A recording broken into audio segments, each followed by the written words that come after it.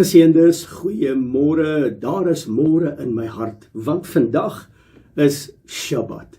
En op hierdie Shabbatoggend groet ek jou in die wonderbare naam van ons meester, Yeshua HaMashiach. Mense, hy is ons verlosser, hy is ons saligmaker en hy is die Messias wat weer gaan kom. Hy is ook die meester van die Shabbat. My naam is Frik Weideman en jy is ingeskakel by Menorah Tabernakel en wat 'n voorreg om jou vanoggend weer te kan bedien met die woord. En mense, daar's vanoggend 'n dankbaarheid in my gees en die rede daarvoor is dat ek het die voorreg om Vader se woord te kan verkondig.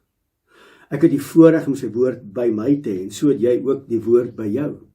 En dat ek hierdie woord nooit in my lewe sal afskeep nie, om hierdie woord aan jou te kan bedien. Dis genade en dis 'n voorreg om dit te kan doen. En ek wil net vanoggend, weet jy, sommer net my hande ophef na die hemel om te sê, Abba, baie dankie. Dankie vir die woord. En dankie vir tegnologie.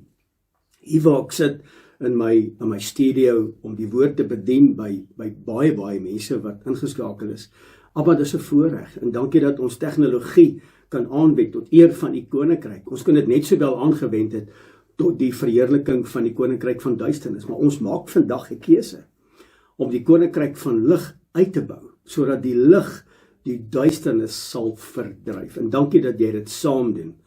Ek wil vanoggend heel eers sê, Abba, dankie. Dankie dat u ons die afgelope week beskerm het. Dankie dat u ons bewaar het. Dankie dat u ons weerhou het van die dood, van die pes, die onheil en die siekte. Dankie dat u ons onderhou het, want ons is u tabernakel. Abba, dankie. Dankie ook vir mense wat ingeskakel is by Menorah Tabernakel. Menorah beteken nie deur krag of deur geweld nie, maar deur my ruach. So spreek Yahweh ons Elohim.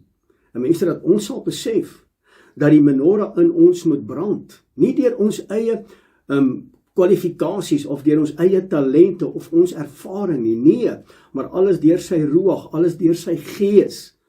En vanoggend wil ek hom dankie sê vir jou. Mense, ons het die woord, ons het die gees, ons het die teenwoordigheid van Elohim, en dan het ons mekaar. En daarom is ek vanmôre dankbaar vir jou wat ingeskakel is, en dankie dat jy deel is van Menorah Tabernakel. Dankie dat julle vir ons bid. Dankie vir die boodskappe wat mense vir ons stuur om ons te bemoedig. Dankie ook vir die teregwysing. Ons kan nie alles weet nie. En ek sê dit vandag. Ek leer by mense. As mense vir my goed stuur en sê ek hoor baie dankie, ek neem kennis en dankie dat jy my lewe kom impakteer het. Ons kan nie alles weet nie. Ons is mense soos jy. Ons leer. Mense, ek is 'n Bybelstudent. Ek bestudeer die woord. En ek is môre dankbaar teenoor jou, wat die liggaam vorm, waar ons mekaar kan help en mekaar kan ondersteun. As ek moeg is, dan Abba jy my. En as jy moeg is, dan Abba ek jou weer. En ons het mekaar. Mense, ons is die remnant, ons is die afgesonderde. En dit is belangrik dat ons daar sal wees vir mekaar, om mekaar te bou, mekaar te help, mekaar te ondersteun. En ek wil dankie sê vir julle gebede. Dankie dat julle regtig ons lewe kom impakteer met omgee, met liefde, met kameraadskap. En ja, baie dankie ook namens my en my vrou Amelia. Wil ons dankie sê vir die saad wat julle saai in Menorah Tabernakel. En ek kan julle die onderneming gee, ons bou die koninkryk uit. Ons sien die resultate. En ek dank Abba vir herlewing wat plaasvind, nie net in Suid-Afrika nie, maar ook in Namibië en die uithoeke van hierdie wêreld. Mense, 30 lande in Afrikaans, man, in Afrikaans. Dis nie omdat ons so oulik is nie, dis omdat die gees van God die woord vat en dit momentum gee. En wanneer my stem uitgaan en wanneer jou stem uitgaan in gebed, dan gaan dit in die geestelike realm, dit het 'n ripple effek. En mense, ons kan nie ophou bid nie. Ons leef in die laaste dae. En dit is belangrik dat ons hierdie goed met jou deel en dat ons sal terugkeer na die woord en Vader sal dien op sy perspektief.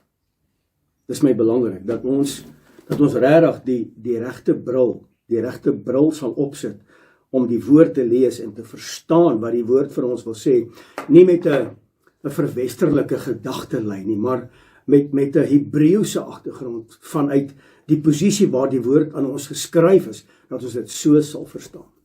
Mense, die afgelope paar Torah porsies wat ons nou behandel het, onthou ons is besig om die berg te loop, vir 'n jaar lank.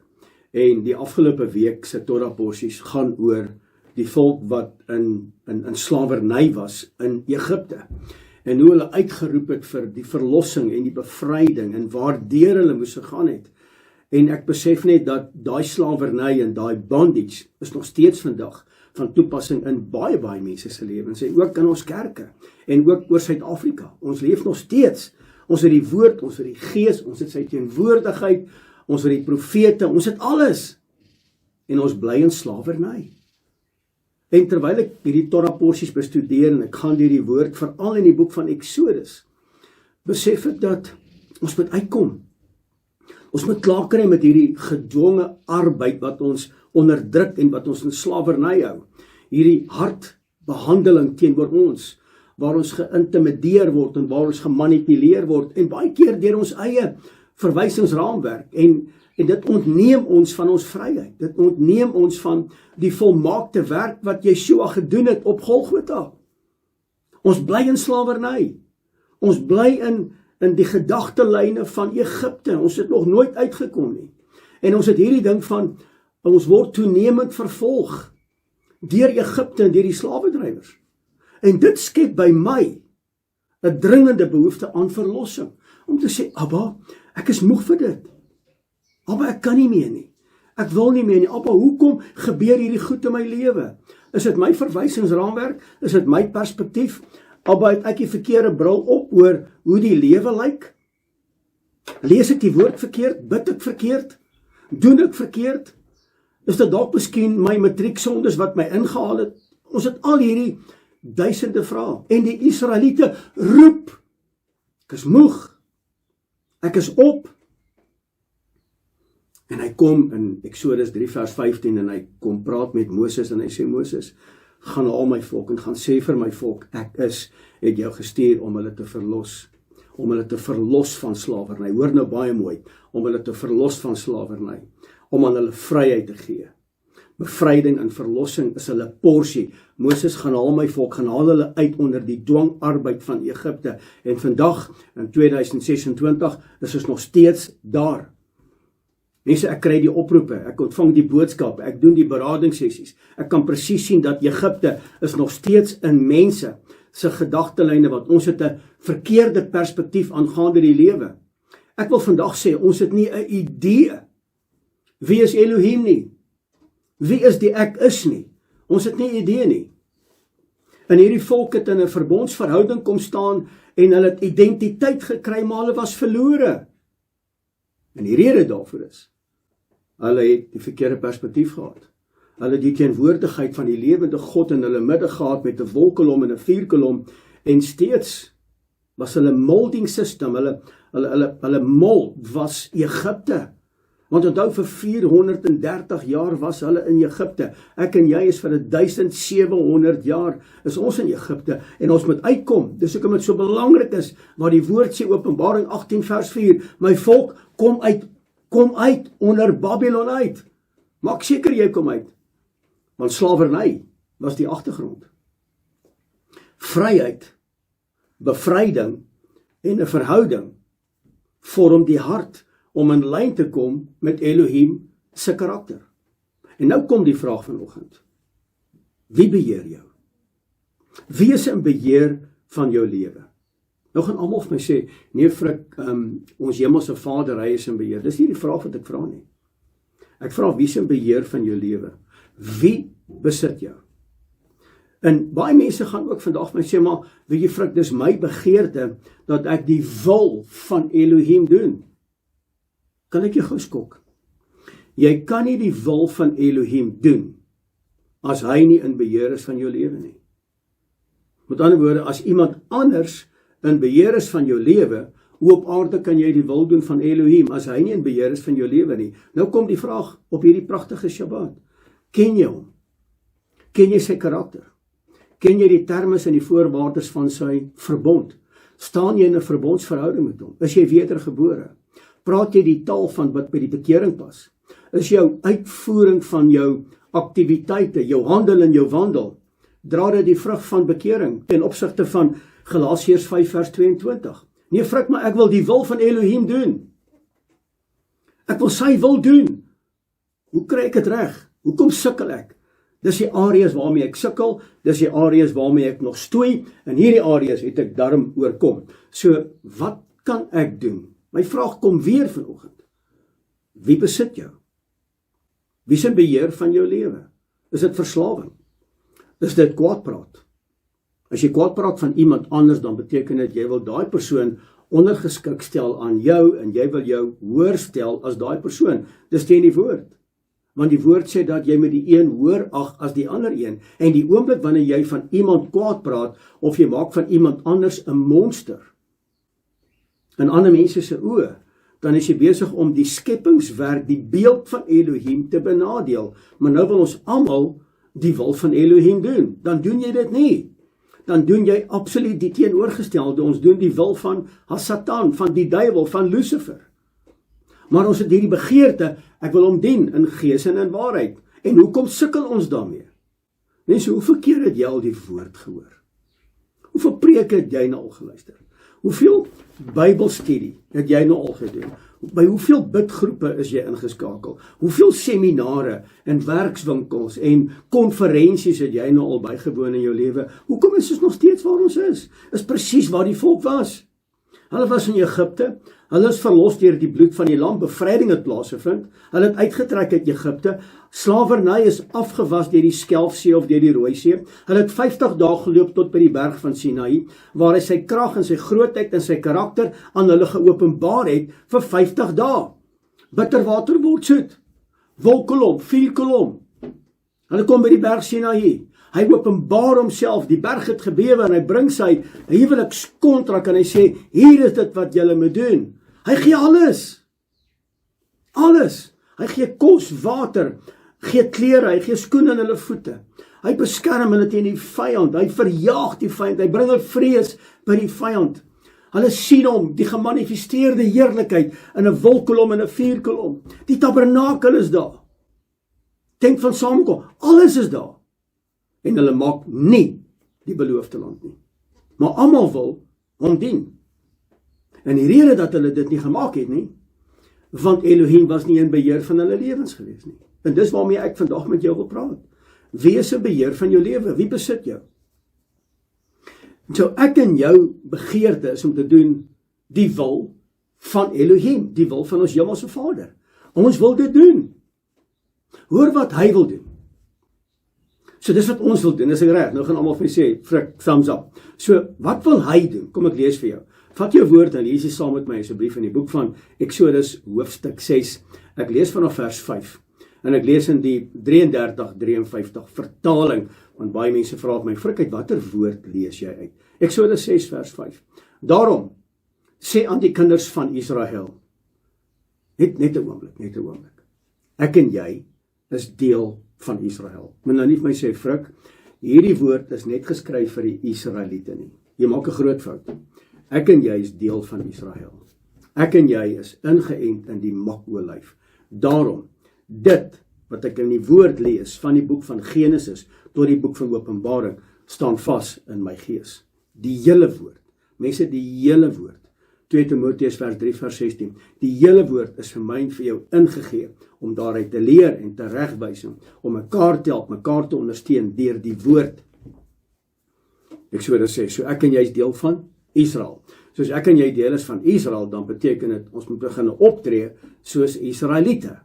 Die ware Israeliet, die ware Hebreër, die afgesonderde, die apartgestelde, dis wat ek en jy moet wees. Daarom sê die kinders van Israel, ek is Jahwe die Almagtige. Is dit nie mooi nie? Ek is Jahwe die Almagtige. En ek, wie praat hier? Jahwe die Almagtige. En ek sal julle onder die harde arbeid van die Egiptenaars uitlei en julle red uit hulle slawerny en ek sal julle verlos deur 'n uitgestrekte arm en deur groot strafgerigte. Dit is wat Elohim wil doen in ons lewens.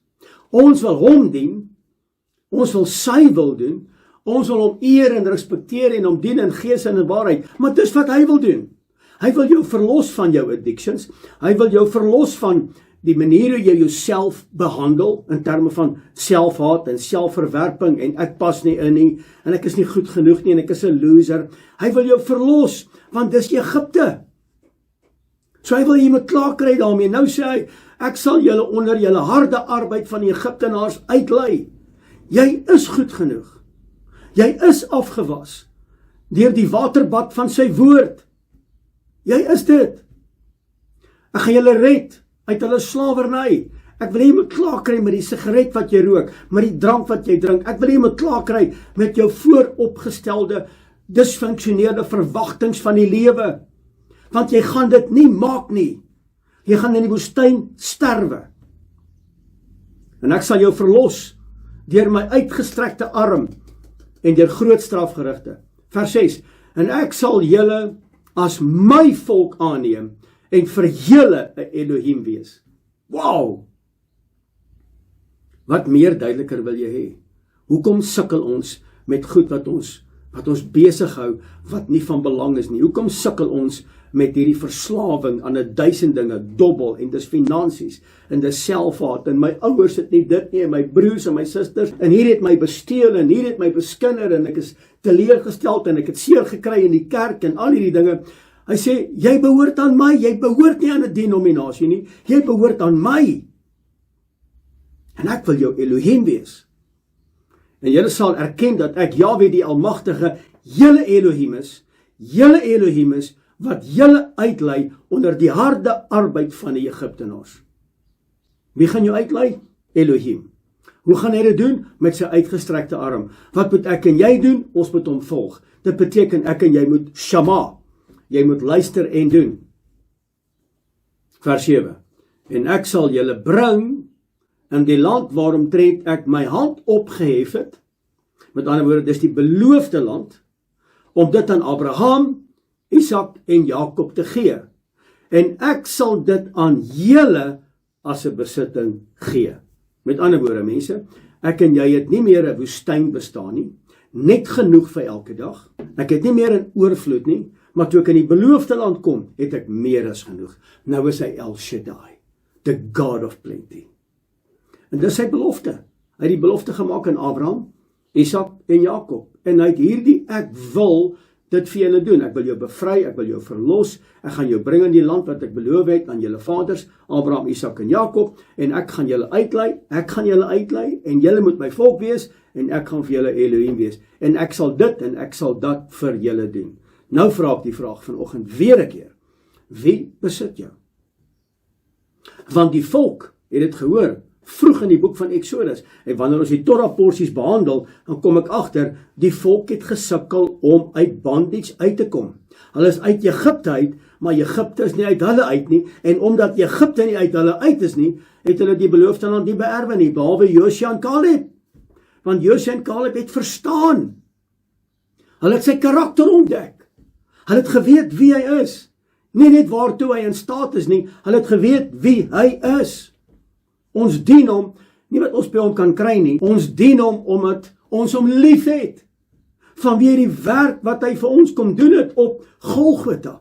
Ek en jy is verlos uit Egipte, ons is verlos uit Babylon, ons drink nie meer die water van Moab nie, ons is klaar. Ons is sy volk. 1 Petrus 2 vers 9, julle is 'n koninklike priesterdom.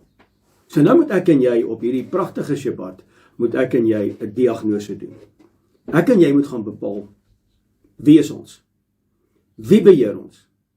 As ek en jy die wil van Elohim wil doen, en iemand anders beheer ons, kan ons nie die wil van Elohim doen nie. Dan gaan ons die wil doen van daai wat my beheer. En ek moet klaar kry met dit, want dit wat my beheer, en dis nie in die wil van Elohim nie, word slawerny, en dis Egipte. Jy moet gaan bepaal wat dit is. Dit kan dobbel wees, dit kan pornografie wees, dit kan selfhaat wees, dit kan skinder wees, wat ek nou gesê het, dit kan kwaadpraat wees, dit kan 1000 dinge wees, dit kan strydlustige persoonlikheid wees, jy het 'n kort hier meer, pas op, ek het 'n vinnig hier meer, dit is 'n probleem, dis deel van Egipte. So nou moet ek en jy 'n diagnose doen. Nou kom my vraag vandag. Ek wil my vraag, Frik, wanneer ek die woord lees, veral in die boek van Exodus, waar staan ek in terme van my geestelike posisie?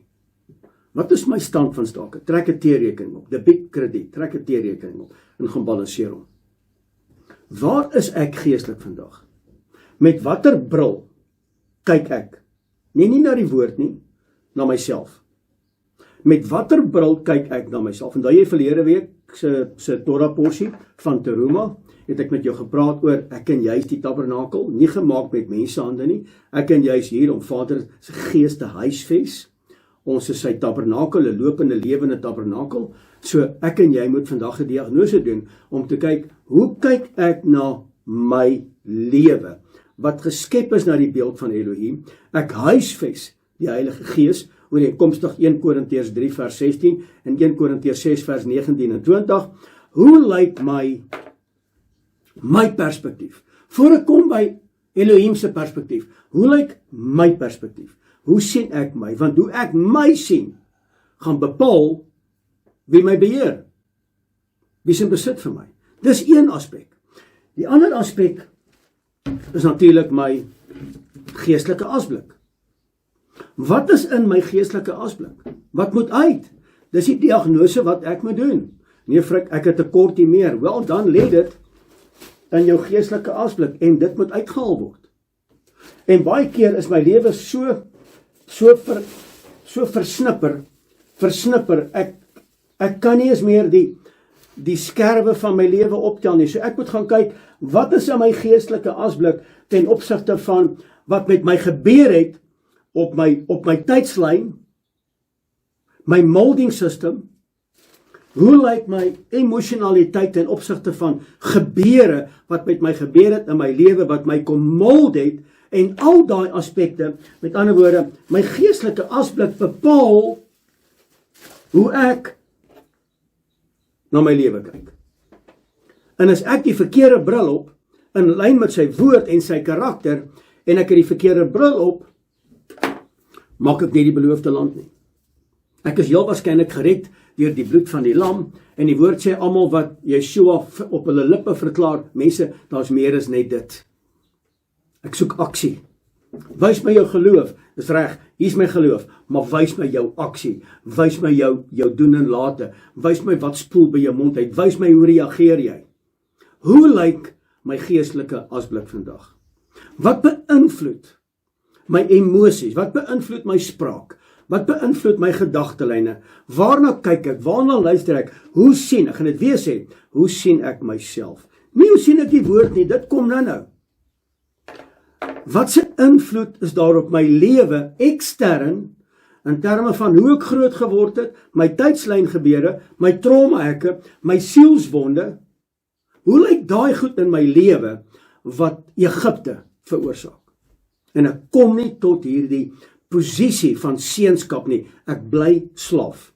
En as jy slaaf bly, kan jy nie erf nie. Jy bly 'n slaaf erf niks. En die volk het almal by Sinaï gekom, in Eksodus 19 en 20, almal het daarby gekom, hulle die gemanifesteerde heerlikheid van Elohim op die berg gesien, die berg het gebewe, donderslae, blitse, en die volk het hulle ore toegedruk toe die bassein blaas.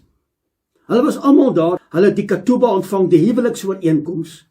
En Vader het gesê, julle is my volk, ek is julle Elohim, ek het julle geroep by die naam, ek het julle op arensvlerke na my toe gebring, julle is uit Egipte uit. Ek het julle hiernatoe gebring, om by my te wees, my bruid, hier's my kontrak, dit is wat julle moet doen. Hierdie wat julle moet doen, dit sal wys of julle my lief het of nie lief het nie. Bewaar my gebooie as julle sê, julle het my lief. Almal was by Sinaï. Almal het dit ervaar, almal het dit beleef. 2.3 miljoen mense. 2 het dit gemaak. Vanweë 'n verkeerde bril. Vanweë my geestelike asblik. En hulle het dit nie gemaak nie. Daarom sê die woord, hy sê min is op die pad, die nou pad. Min gaan dit maak. Baie is op die breë pad. En wie is die probleem? Hulle weet nie as hulle is op die breë pad nie. Dis die probleem. Ons is bevry van die fisiese slawerny, maar ons is vasgevang in ons denkpatrone. Nou het ek vir jou slegte nuus. Die meeste van ons is geleer. Jy hoef niks te doen nie. Hy het vir jou gesterf aan die kruis, Yeshua, Messia, die gesalfde. Hy het betaal vir jou, dis genade. En omdat hy betaal het, al wat jy moet doen, jy moet net met jou mond bely, dat hy is die seun van Elohim. Dis al wat jy moet doen, so wil dit nie voorstaan. En almal het gesondig, en dit ontbreek hulle aan die heerlikheid van Elohim, maar deur sy genade, jy hoef niks verder te doen nie. Slegte nuus. Meeste van ons is so geleer. Intussen wag hy vir my en vir jou om op te staan, om iets te begin doen. Hy kan niks seën as daar nie 'n poging is nie.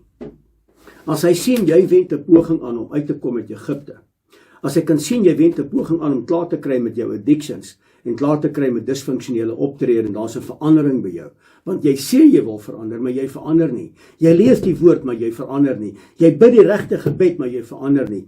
Jy steek die hande op en die trane rol oor jou wange en jy maak die regte klanke, maar jy verander nie. Gaan jy die beloofde land nie beerwe nie, want wie se beheer van jou lewe? Wie besit jou? Hy wag vir 'n poging van jou kant af. Hy kom sê vanmôre vir jou op hierdie pragtige Shabbat, kom sê hy vir jou, staan op, neem jou bed op en loop. Die dae van jou verlamheid is verby. Die dae van jou slawerny is verby. En ons wag dat hy ons by die handjie kom opneem en kom sê, kom my kind, staan nou op. Nee, hy sê staan op, maar ek is verlam. Staan op, neem jou bed op en loop. Maar niemand is hier om my te help nie. Hy wag vir jou om op te staan. Hy wag vir die aksie by jou. En dan kom die reaksie uit die hemel uit. En die antwoord is opgeteken in Matteus 18 vers 18. Vra vandag vir Abba. Sê Abba, openbare my lewe asseblief. Gees van die lewende God, kom sit die soeklig op my lewe. Kom openbaar in my lewe. Wat is dit wat my in slawerny hou? Wat is dit? Dit kan dalk wees, jy moet dalk 'n pappa of 'n mamma vergewe wat al 'n paar jaar oorlede is. Jy kan net nie oor dit kom nie, hoe hulle jou behandel het. Hulle het nie geweet wat is reg en verkeerd nie. Hulle het nie die nuwe tegnologiese ontwikkeling en verborgenhede geopenbaar toe hulle ouers was nie. Daar's nie 'n handleiding om ouerskap te hê nie. Ons doen maar soos wat ons deur die generasies kom. En dit was uiteraard disfunksioneel geweest. So, nou sit ek nog steeds met hierdie wrok en met hierdie onvergewingsgesindheid en hierdie bitterheid in my lewe, van hulle het my so behandel en ek het dit nie geërf nie en hulle het dit gekry en hulle het die minste gedoen en hulle kry die meeste. Ek hoor mense, ek hoor wat mense sê. Ons bly 'n slaaf vanweë ons verkeerde verwagtings by mense. Verkeerde verwagtings. Ek onthou by Menorah Tabernakel, toe ons die gemeente gehad het, dan kom daar 'n persoon, dan sê hy vir homself die oggend voor hy na die diens toe kom, dan sê hy vir homself, ek gaan vanmôre met Frik praat, ek wil vanmôre bietjie met hom tyd spandeer, en ek wil dit doen, en hy werk hom op, en hy bou hierdie ligkasteel, hy het hierdie verwagting, ek gaan daar wees, en ek gaan dit doen, en ek gaan met hom praat, en ons gaan 'n koppie koffie saam drink.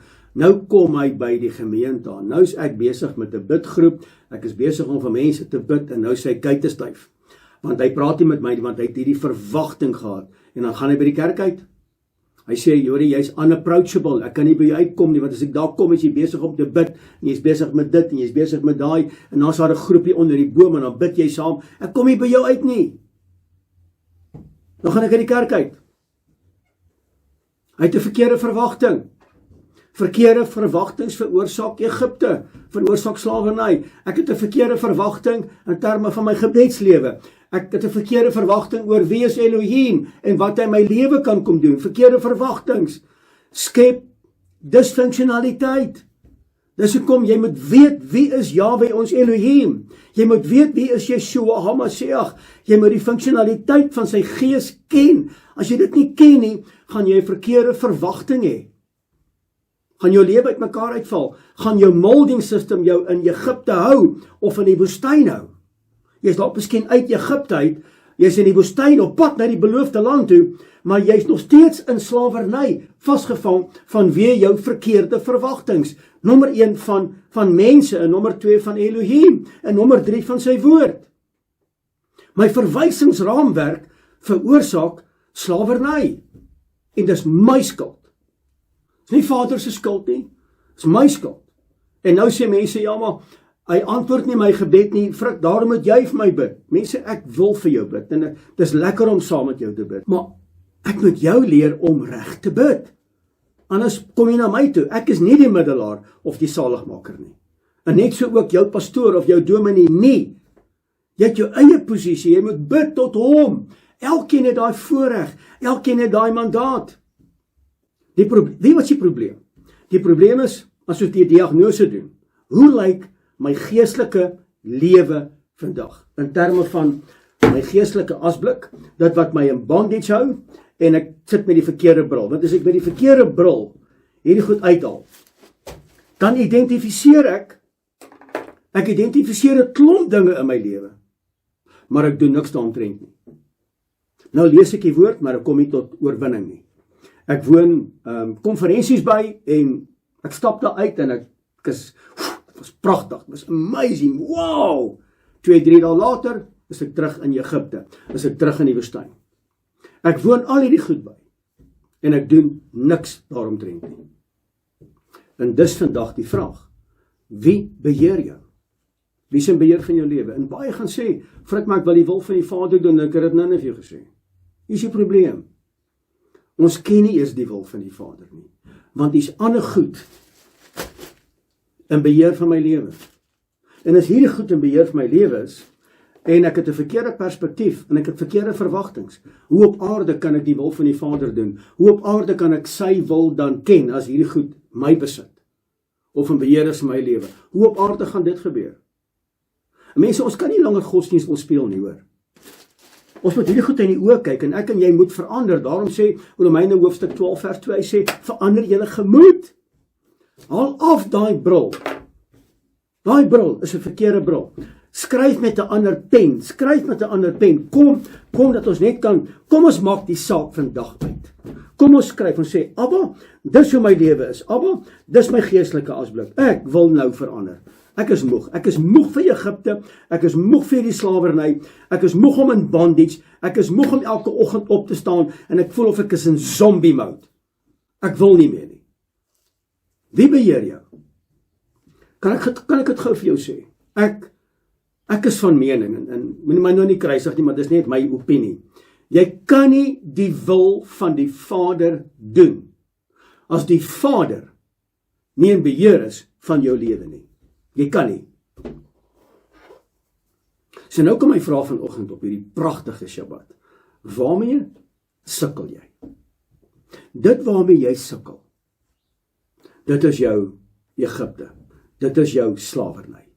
Dit is jou slawedrywer. So, nou gaan baie mense vir my sê, ja, maar my gebed dra nie krag nie. So, ek sukkel met gebed. Wel, dan moet jy verstaan dat jou verhouding met Abba is nog nie daar nie, want jy het heel waarskynlik 'n verkeerde bril op, en jy het nog geestelike gemors in jou asblik waarmee jy moet deel, en jy wil nie daarmee deel nie, want jy hou vas. Mense hou mos vas aan hulle dingetjies, nee, hulle hou so vas. So ek wil dit nie neersit nie, want ten minste kry ek aandag, en wanneer ek huil oor my geestelike asblik, wanneer ek huil in my geestelike asblik, gaan iemand my kom vra, wat is fout met jou? Ek is nie ongevoelig nie, hoor. Wat is fout met jou? Hoekom lyk jy so? Hoekom huil jy? Kan ons vir jou bid? Kan ons jou kom bedien? Is reg, kom bedien my. Maar in hemelsnaam verander net. Ons hou krampagtig aan hierdie goed vas. Ek wil dit nie los nie, want hierdie is my verwysingsraamwerk, en ek hou vas. Ek is verlos. Ek het die woord, ek het die gees, ek het alles. Ek wil dit nie los nie. Want hierdie is my comfort. En dit bring die arme ek. Ek is die victim, ek is die slaaf, of ek is die slagoffer. Vandag wil ek nie met dit neersit. Sit dit neer. Nee, hou die woord vas. Maar sit daai klomp rabbies neer. Want dit gaan veroorsaak, jy's bevry, jy's verlos, jy's gedoop, jy het alles, jy het die gees, jy het die woord, jy het alles. Jy's in die woestyn. Daar is die beloofde land. Jy gaan dit nie maak nie. Want Egipte is nog in jou. 'n slaaf erf nie. Seunskap erf. Wie besit jou? Wie is in beheer van jou lewe? As mense sê, ek word voortdurend deur die duiwel aangeval. Die duiwel is daar. Maar weet jy, ons gee hom meer krediet as wat hy besef, en eintlik is meeste van die goed wat ons mee aangeval word, is ons eie disfunksionele optrede, ons eie swak besluite, veral met betrekking tot ons huwelike en finansies en kinder-ouerlike verhouding. Dis ons eie skuld. Ons sukkel met 'n eie waardesisteem. Ons sukkel om die woord te lees. As jy sukkel om die woord te lees, moet jy weet, iets weerhou jou om die woord te lees. Dat jy dit nie verstaan, jy kan dalk die deaf and dumb spirit wees. Daar's miskien misverstande in jou huwelik. Dan is dit die Leviathan spirit wat misverstande bring en wat woorde verdraai. So dit is wat jy eintlik vir my wil sê. Nee, dit is presies wat jy wil sê. Nee, ek het dit nie so bedoel nie. Nee, jy het. Hoor jy wat ek sê? Sukkel om die woord te lees. Sukkel met my finansies, sukkel met verhoudings. So waarmee jy sukkel, is die sterk man wat jou beheer. En as die sterk man wat jou beheer, sal jy doen wat die sterk man vir jou beveel. Wie is in beheer van jou lewe?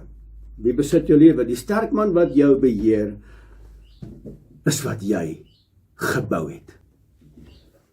Daarom is dit belangrik om hierdie geestelike asblik skoon te maak. Daarom is dit belangrik om met 'n ander bril te gaan kyk. Wat is die perspektief oor wie ek is? Is ek slaaf of is ek in seunskap? Wandel ek in bruidskap of wandel ek in fluffiness? Hoe lees ek die woord? Met watter bril lees ek die woord? Hoe verstaan ek hierdie woord en waarheen is ek op pad? Die sterk man wat jou beheer. Mense, daai sterk man is besig om jou in slawerny te hou. En daai sterk man, vandag se tyd, 2026, is wat ek en jy oor onsself gebou het. Vanweë verkeerde perspektiewe. So Frik, moet ek gaan vir bevryding? Frik, het ek berading nodig? Nee, jy het nie. Almal hardloop deesdae na beraders toe. Jy het die woord. Jy het die gees van die lewende God. Jy het 'n kanaal, 'n oop kanaal na hom toe. Waarom hardloop jy na beraders? Nee, maar hulle het geleer en hulle het kennis. Ek hoor jou, maar jy moet versigtig wees na wie jy gaan. In die toets lê opgeteken in Deuteronomium hoofstuk 13 ten opsigte van enige beraader, enige bevryder, enige profeet, enige leraar, enige evangelis, enige prediker lê opgeteken in Deuteronomium 13. Jy het nie bevryding nodig nie. Jy moet dit word wat Vader gesê het in Eksodus 6, ek wil jou uitlei, ek wil jou verlos, ek wil jou bevry, ek wil jou inneem in die beloofde land. Jy moet dit word. Die rede dat jy uitgelei is, jy moet dit word. Jy kan nie bly in Egipte. Jy moet uitgelei word en jy moet daai keuse maak en daai keuse berus by jou. Mense, jy moet groei. Jy moet weet wie is jy. Jy moet weet wie is jy in hom, sodat jy hom kan ken, sy karakter, sy wese, sy voorkeure, sy afkeure. Jy moet verstaan wie is hy. Jy moet groei, jy moet hom kan ken. Jy moet kan word soos hy in terme van sy karakter. Dis hoekom ons hierdie lig moet gaan uitleef in 'n donker wêreld. Dis hoekom hy jou roep as die sout van die aarde en die lig van hierdie wêreld. Dat ons lig nie duisternis kan word nie. Sy karakter moet in en deur my en jou kan resoneer. Jy het nie berading en bevryding nodig nie. Jy moet jou deel doen. Jy moet gaan bestudeer. Jy moet jouself in die oë gaan kyk. Sit die regte bril op en kyk om te sê, okay, Abba, dis hoe ek lyk. Gaan studeer die woord. Werk aan jouself. Bekom kennis oor waar lê jou disfunksionaliteit. Werk aan dit. Ons is te lui. Ons wil hê ander mense moet dit vir ons doen.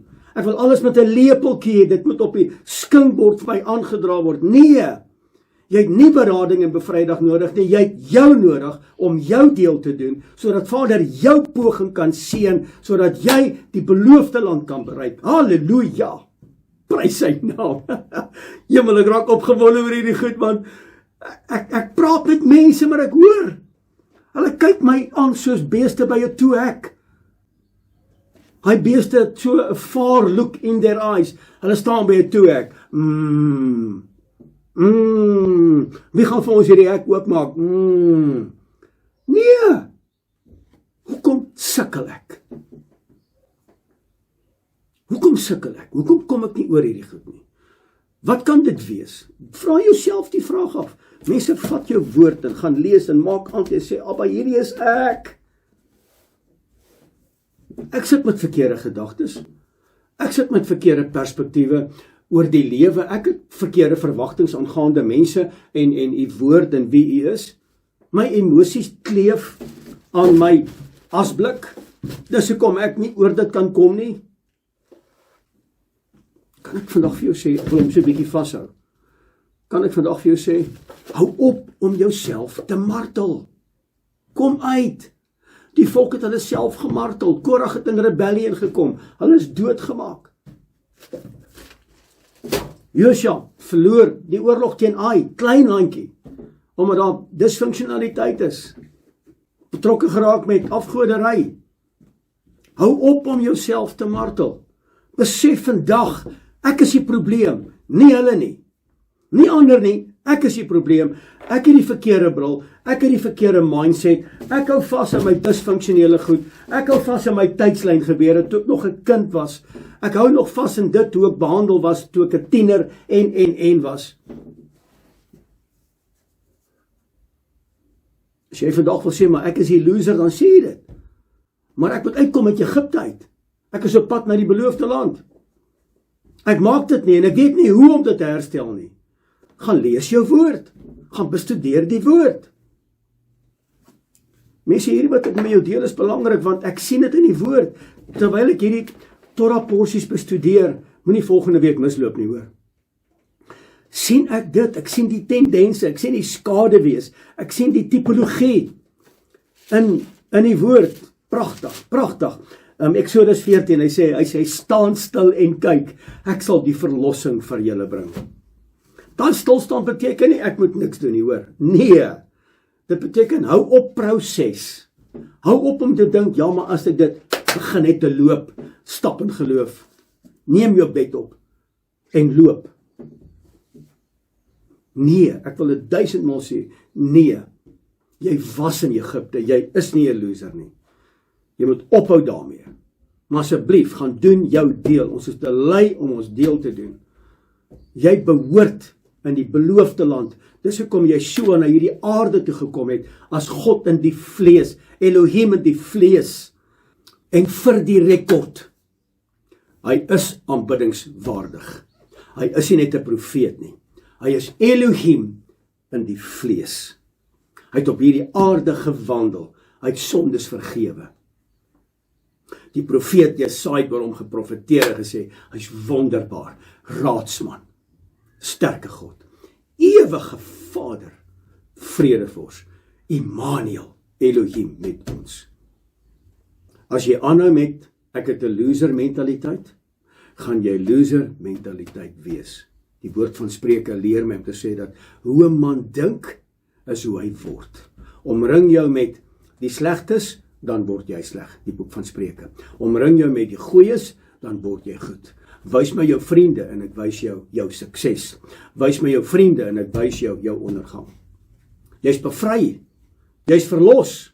Kom uit. Hou kry klaar met hierdie slawerny. Jy's verlos, jy's bevry. Vader sê in sy woord, hy sê ek wil. Hy wil alles. Maar ons wil nie. Maar ons wil hom dien op sy manier, maar ons weet nie hoe nie. Maar hy sê dit 6 keer. Ek wil. En ons sê ook ons wil, maar ons wil nie. Word verlos. Word bevry. Jy het nie bevryding nodig nie. Jy het nie berading nodig nie. Ja, jy kan idees kry. Ek kan jou help met 'n klomp dinge, sodat jy 'n ander perspektief kan sien. Dis hoekom berading belangrik is. Mense, ek wil jou in die oë kyk. Ek en jy het alles gekry. Ons het alles. Hoekom sukkel ons? Wie is in beheer van jou lewe? Wie besit jou? As dit met jou finansies is waarmee jy sukkel, dan is daar 2 redes. Jy spandeer of te veel geld, of jy te min inkomste om jou uitgawes te dien, of dit is 'n kombinasie van beide gevalle. As jou verhoudings nie uitwerk nie, dan moet jy vandag stop om ander te blameer en die foute soek by ander mense en dalk na jouself te kyk. Jy moet gaan vra, wat is my aandeel in hierdie verhouding? En jy moet leer om jou grense in te stel. Moenie jou grense oorskry nie. So as jy sit met 'n sielswond van verwerping en vrees en angs dat mense jou gaan verwerp, gaan jy jou persoonlike grense oorskry net om aanklank te vind by ander mense. Jy gaan goed begin doen wat nie met jou karakter strook nie. Dit bring jou in bondage, dit bring jou in Egipte. Dan bly jy in die woestyn. En daai goed benadeel jou geestelike wandel. Nou wonder jy, waar's Elohim? Hy's daar. Maar jy's nie daar nie. Maar jy maak die regte klanke en jy lees sy woord en jy bid. Maar jy's disfunksioneel want jy het die verkeerde bril op, want jy oorskry jou persoonlike grense vanweë 'n gees van verwerping. Kan jy hoor in die lyn hoe ek met jou praat? Ons is in slawerny. Mense, toe ek hierdie woord lees en ek besef wat die Torah porsies die skade wees in die tipologie wat dit bring in 2026, het ek net gevoel ek wil hierdie met jou deel. En ek raak opgewonde oor dit, want ek sien hoe mense in slawerny vasgevang is. As ek hulle bel en hulle bel my, dan hoor ek, hulle praat die regte goed. Maar as ek begin deel en ek kyk hulle in die oë, dan sien ek, nee, is moeilikheid. Jy moet die grense instel. Baie belangrik in terme van jou verhouding. Toksiese mense moet uit jou lewe uit. Hulle gaan jou in bondage hou, hulle gaan jou in Egipte hou. Jy moet uit Egipte uitkom. Kom vry van die toksiese mense. Gelees Psalm 1, hy sê dit. Mense, Johannes hoofstuk 8 vers 32, en julle sal die waarheid ken, en die waarheid sal julle vrymaak. Die waarheid sal julle vrymaak. Kan ek dit weer 'n keer vir jou sê? Die waarheid sal jou vrymaak. Waarheid oor my menswees. Met watter bril kyk ek na my eie lewe? Met watter bril lees ek die woord? Met watter bril hanteer ek my verlede, my sielswonde, my traumahekke, my tydslyn gebeure? Met watter bril? Die waarheid oor my finansies. As ek nie die waarheid oor my finansies het nie en ek is besig om die hele tyd vir myself te jok, het ek nie die waarheid nie, gaan ek nie in vrymaking kom nie. Die waarheid oor my geestelike perspektief, die waarheid oor wie is Elohim, wie is Yeshua, die waarheid oor my posisie in hom. As ek dit nie het nie, wat het ek? Niks.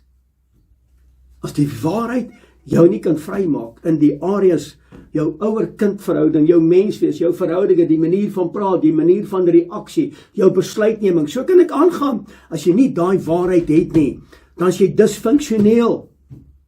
Dan is jy gemold. Jy's uit Egipte uit, maar jy's in die woestyn en jy gaan dit nie maak nie. Gaan dit nou vir jou lees. Dis hoekom dit vir my belangrik is dat ek en jy moet snap wie ons is en wie ons beheer. Jakobus 4 vers 7 tot 8. Onderwerp julle dan aan Elohim. Weerstaan die duiwel. Wat gaan hy doen? Hy sal van julle af wegvlug. Hier's my en jou aandeel. Vers 8. Luister baie mooi. Jy het nie nodig om na mense toe te hardloop nie. Jy het nodig om terug te keer na Vader. Jahwe ons Elohim. Jy het nodig om terug te keer na sy woord. Om sy perspektief aan te kleef. Nader tot Elohim. En hy sal tot julle nader. Hoor wat sê hy verder? Hy sê, reinig julle hande. Reinig julle hande. Hoe lyk my hande? Waarmee is ek besig? Waar vat ek? Wat doen ek? Wat tik ek? Wat doen ek op my telefoon? Reinig julle hande. Julle sondaars. Wat is 'n sondaar? Hulle wat ongehoorsaam is aan sy gebooie en sy insettinge. Met ander woorde, hulle wat sy wette verbreek. Sy Torah verbreek. Sy huweliksooreenkoms minag. Sy Shabbatte ongeldig maak.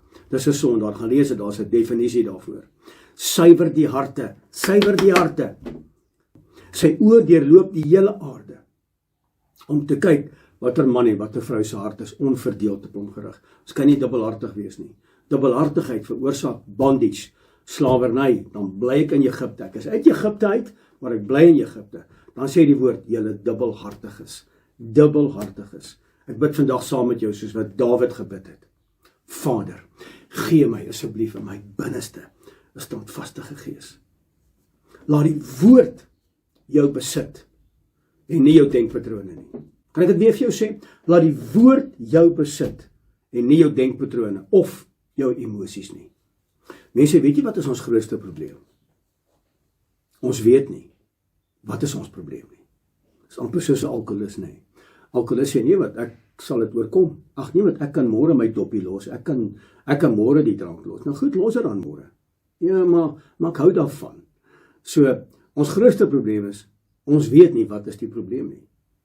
Ons hanteer die simptome, maar ons hanteer nie die wortel nie. Kom ek verduidelik. Dis my Bybel. Dis die grond. Onder die grond is wortels. Hierdie worteltjies het seer gekry. So, ek moet die wortels herplant in my lewe. Hoe word die wortels geherplant? Deur my gemoed te verander. Hoe verander ek my gemoed? Deur die woord te lees. Om 'n diagnose te doen oor my geestelike toestand waarin ek vandag staan. Abba, hoe lyk my geestelike toestand vandag? Hoe lyk dit wat my lewe kom aftrek elke dag van my lewe en dit wat my in bondage hou? Ek is moeg vir die slawe drywers in my lewe. So, wanneer ek hierdie worteltjies kan uithaal, en dit kom deur studie, dit kom deur selfondersoek. Ek moet die woord gaan lees. Wat sê Jakobus? Jakobus sê, wat help het julle lees die woord? En jy stap weg en jy vergeet wat jy gelees het. Dis soos 'n man wat in 'n spieël kyk en hy stap weg en hy het vergeet hoe hy gelyk het. Julle kan nie net hoorders word van die woord nie, julle moet 'n dader word van die woord. So wanneer jy dit snap en ek haal hierdie worteltjies wat sleg geword het en wat seer gekry het en ek kom herplant dit, dan kom die vruggiebook in die grond gesond na vore. Maar terwyl dit sleg is en terwyl hierdie worteltjies verrot is die vruggies bo verrot. En ons hanteer die simptome en nie die wortel nie. So ek en jy moet die wortel hanteer. Hoe kom ek by die wortel uit? Deur te gaan ondersoek, waar lê my probleem? Wie is ek? Wat is my geestelike posisie? Ek is uit Egipte uit, halleluja, maar is ek op pad na die beloofde land en gaan ek dit maak? Of is ek besig om toe te laat dat my gedagtelyne wat uit Egipte uitkom, my molding system, my te hou in bondage? Waarmee is ek besig? Sorteer die wortel van die kwaadheid, raak ontslaaf van die rebellie, raak ontslaaf van die opstand teen sy woord, raak ontslaaf van Korag, wat gekom het teen Moses en Aaron.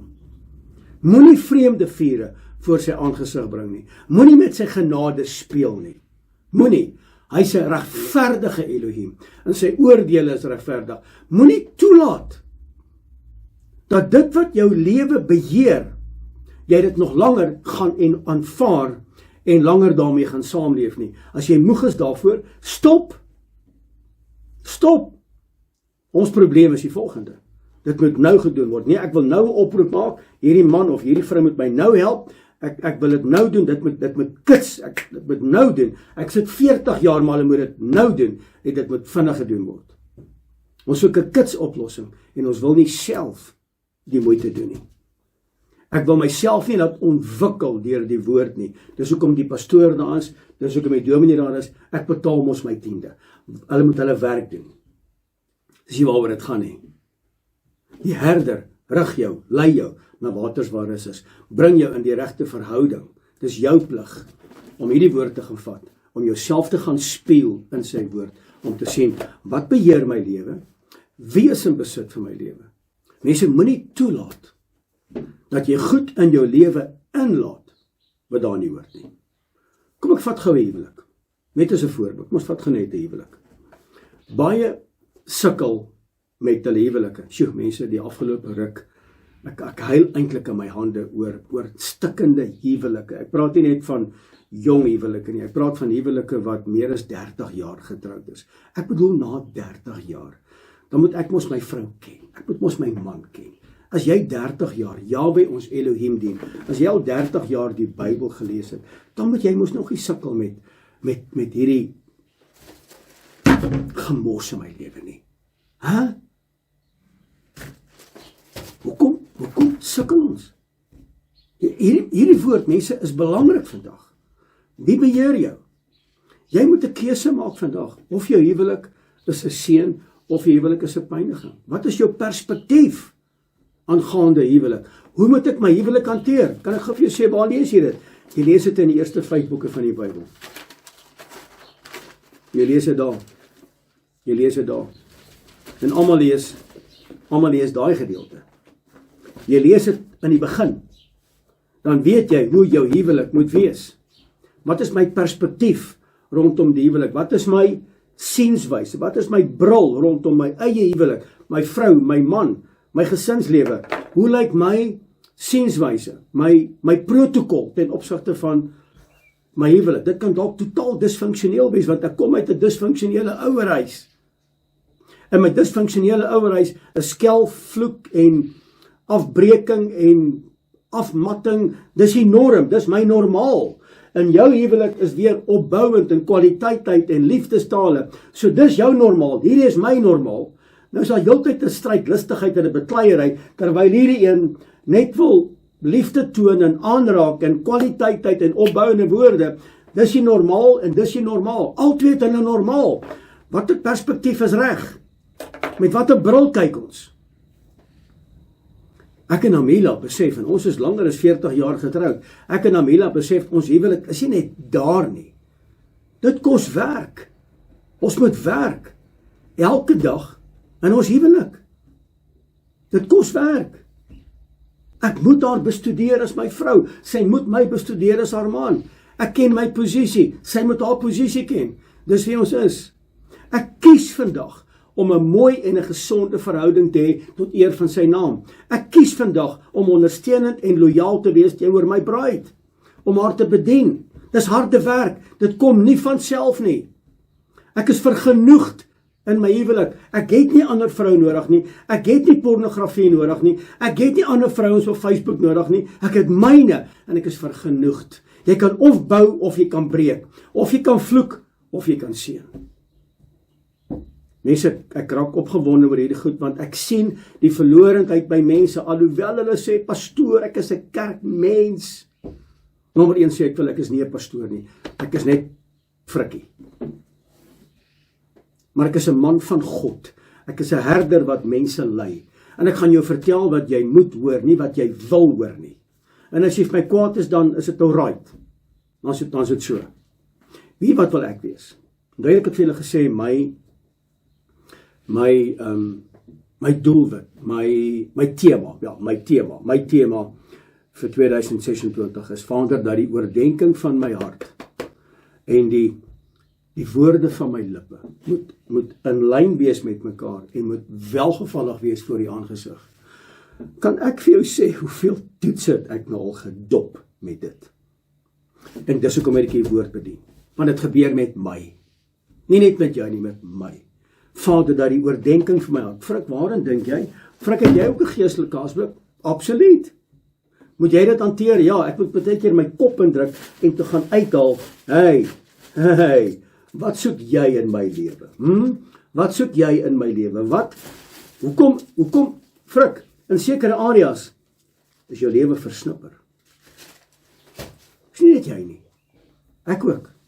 Maar ek het gekies om herder te wees. Ek het gekies om te bou. Ek het gekies om te seën. Ek het gekies om lojaal te wees. Was dit altyd maklik? Nee.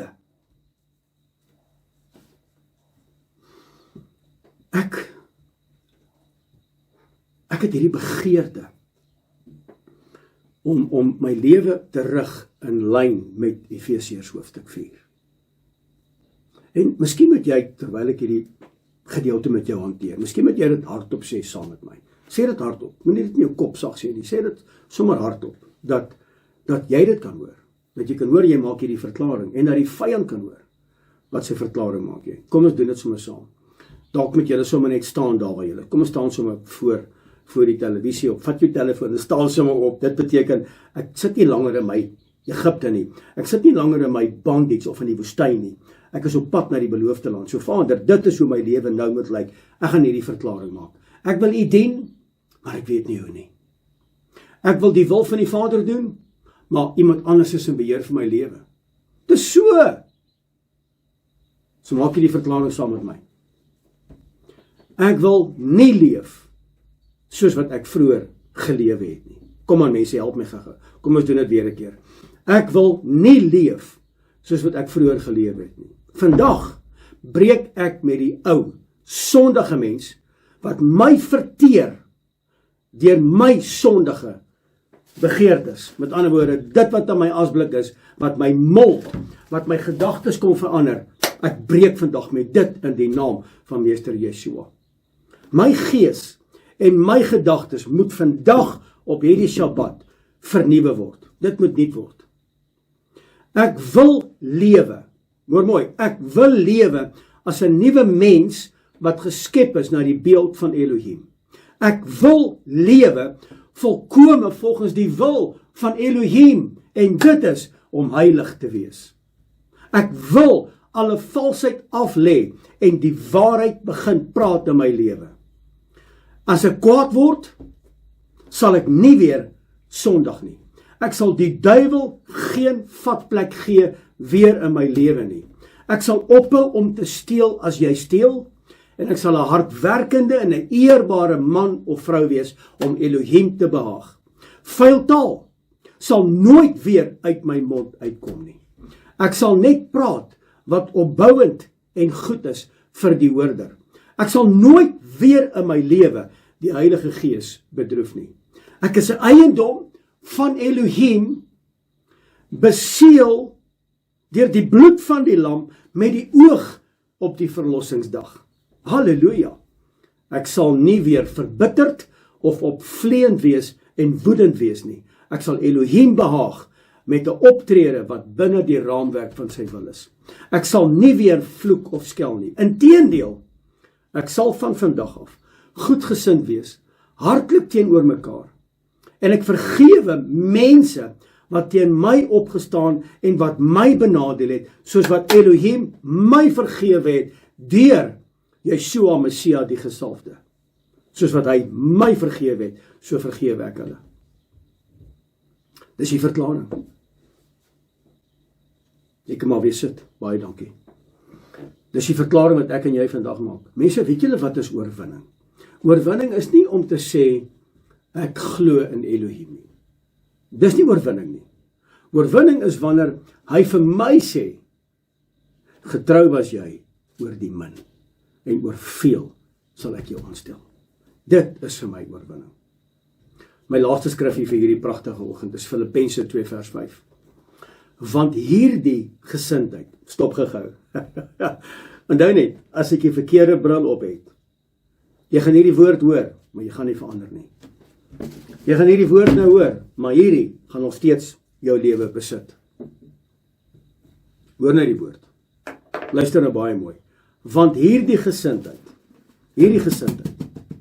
en nou moet ek gaan ondersoek, wat is hierdie gesindheid? Moet in julle wees, wat ook in Messia, Yeshua, die gesalfde was. Hoe weet ek wat is die gesindheid van Yeshua Messias die gesalfde? Hoe weet ek dit? Gaan lees jou woord. Gaan doen die moeite. Gaan doen Bybelstudie. Ek en jy is volgers van Meester Yeshua, daarom is ek en jy studentvolgers. Ons bly studeer. Want hierdie gesindheid moet in julle wees, in my. Daarom moet ek hierdie bril afhaal, en ek moet hierdie goed, moet ek van die tafel afgooi. Breek met dit. Breek met dit. Met ander woorde, groei in hom. Kleef sy karakter aan. Kry jou gesindheid in lyn met die woord se gesindheid. Wie is die woord? Dis Yeshua. Die woord het vlees geword en onder ons kom woon. Mense, die hele volk is uit Egipte uitgelei. 2,3 miljoen mense, dalk 3 miljoen mense. Ons kan maar net 'n sommetjies maak. Kom ons sê 3 miljoen mense. 3 miljoen mense is uit Egipte uit. Hulle is verlos deur die bloed. Hulle is bevry deur die uitgestrekte arm van die lewende God. Hulle is deur die Skelfsee skoongewas, afgewas.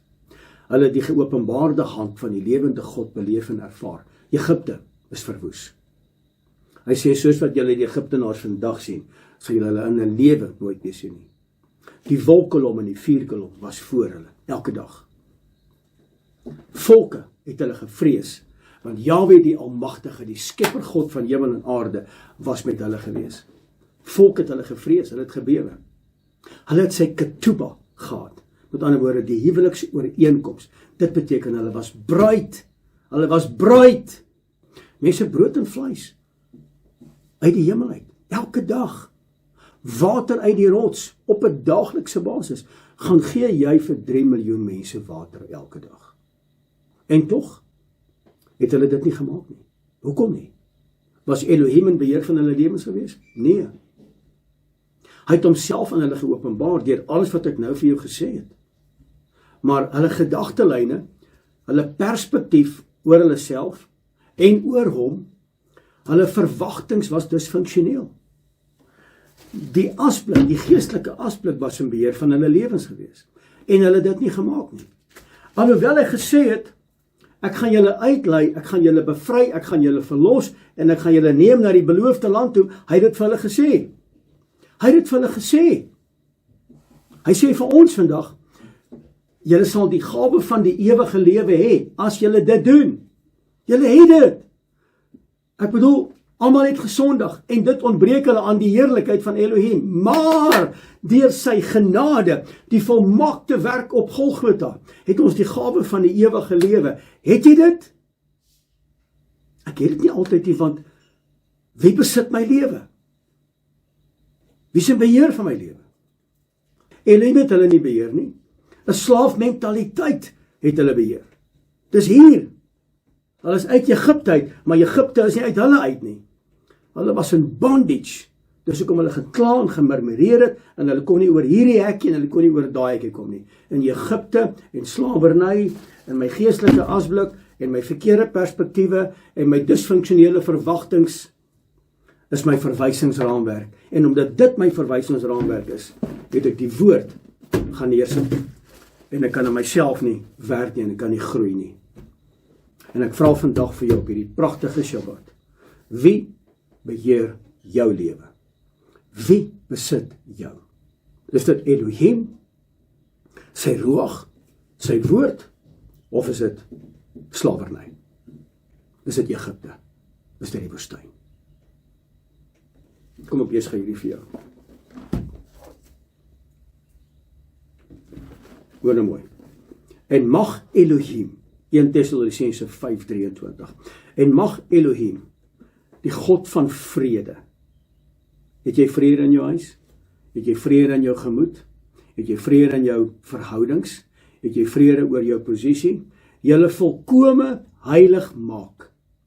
Julle volkome heilig maak, sodat julle gees, siel en liggaam onberispelik bewaar word by die wederkoms van Yeshua Messia die gesalfde. Gees, siel en liggaam. My gees moet voorloop, dan volg my siel, dan volg my liggaam. In my sielsmens het ek geestelike asblikke, het ek 'n verkeerde verwysingsraamwerk. My liggaam word dan afgebreek, en hy word nie langer gebruik as die tempel van Elohim, oor die koms van sy woord nie. En dit kom trek my geesmens af, en nou verloor ek spoed. En nou laat ek toe, dat Egipte terugkom in my lewe, en nou is ek in slawerny. Gaan jy dit dan maak? Dis 2 belangrike eienskappe. Mag julle volkome, heiligmaking navolg, gees, siel en liggaam, sodat julle onberispelik bewaar word. Nou daai onberispelik beteken, jy moet deel met jou geestelike asblik. Jy moet deel met jou wanpersepsies en verkeerde perspektiewe. Nommer 1, oor die woord, wie is Elohim, verkeerde verwagtings, en wie is ek? Anders maak ons dit nie. Ek maak vandag die boeke toe. As die boek toegemaak word, beteken dit, dis finaal. Wie besit jou? Wie beheer jou? Kom ek en jy bid saam. Hemelse Vader, Abba, Skepper God van hemel en aarde. Ek dank U vandag vir U woord. Ek dank U dat U woord vandag kom sny het. Want die woord is die waarheid. En die waarheid sal ons vrymaak. Ek bid vandag vir vrymaking. Ek bid vandag, Vader, dat die skille sal afval. Ek bid vandag dat skanse gebreek word in die naam van Meester Yeshua. Ek bid vandag dat perspektiewe sal verander. Ek bid vandag vir hernuwe gedagtelyne in die naam van Meester Yeshua. Ek bid vir 'n gefokuste hart vir 'n gees gerig op U en op U alleen. Ek roep vandag suiwer hande. Ek roep vandag rein harte voor U aangesig. Ek roep vandag heiligmaking, dat ons onberispelik sal wees, gees, siel en liggaam. Dat ons U wil sal najaag, dat daar 'n honger en 'n dors sal wees, nie na brood en vleis nie, maar na U woord, en na die woord, soos melk 'n pasgebore babietjie voed, dat dit ons sal voed, en dat ons sal groei na die vaste stowwe, na die vaste spyse, sodat U naam verheerlik sal word. Toe ek 'n kind was, het ek gedink soos 'n kind, gepraat en geredeneer soos 'n kind. Maar nou dat ek 'n volwassene is, nou dat ek in my posisie ingekom het, het ek die dinge van 'n kind afgelê. Abba, ek roep U naam uit, oor elke man, vrou, seun en dogter, dat ons vandag hierdie boodskap sal inneem en aanneem en verander en sal transformeer ooreenkomstig U woord en die inspraak van U ruach op elkeen se lewe. Vader, ek bid vandag dat Egipte iets van die verlede sal wees en dat die beloofde land voor ons sal wees, dat ons daarheen sal loop met reikhalsende verlange om in te woon in U teenwoordigheid en dat U naam daardeur verheerlik word. Dankie vir die volmaakte werk op Golgotha. Dankie vir die verlossing deur U bloed. Dankie vir die afwas van sonde. Dankie vir die waterbad van U woord. Dankie dat U met ons is. U woord sê, sal ons nooit begewe en ons nooit verlaat nie. En dieselfde gedoen met die volk. Hulle dit nie gemaak nie. Ek pleit by U vandag vir genade. En Vader, dat die aangesig van Jahwe ons Elohim oor U volk sal skyn en hulle genadig wees. Vader, ek bid dat U aangesig verhef sal word oor hulle en met hulle lankmoedig sal wees oor wie in beheer van hulle lewens is en wie hulle besit. Ek roep vandag die volle besitting van U ruach op elke man, vrou, seun en dogter. Dat ons bewus sal word van die teenwoordigheid in ons midde. Ek wil my hande ophef as 'n teken van afhanklikheid by U, want U is die bron van alle bestaan. Abba, dis my gebed, dis vandag my roepe vir elke persoon wat ingeskakel is by hierdie uitsending. En ek bid dit in die naam wat aan ons gegee is, wat bo elke naam is, en dis die naam van Meester Yeshua, ons verlosser en ons saligmaker. En my gees roep uit, halleluja, prys sy wonderlike naam. Mense, baie dankie dat jy vandag ingeskakel was by hierdie uitsending van Menorah Tabernakel. Dit was my voorreg om met jou te kon gedeel het, en ek het sommer opgewonde geraak. Maar ja, ek geniet die woord saam met jou, en weer eens baie dankie. So ja, van my kant, Frikk Weideman, Shabbat Shalom.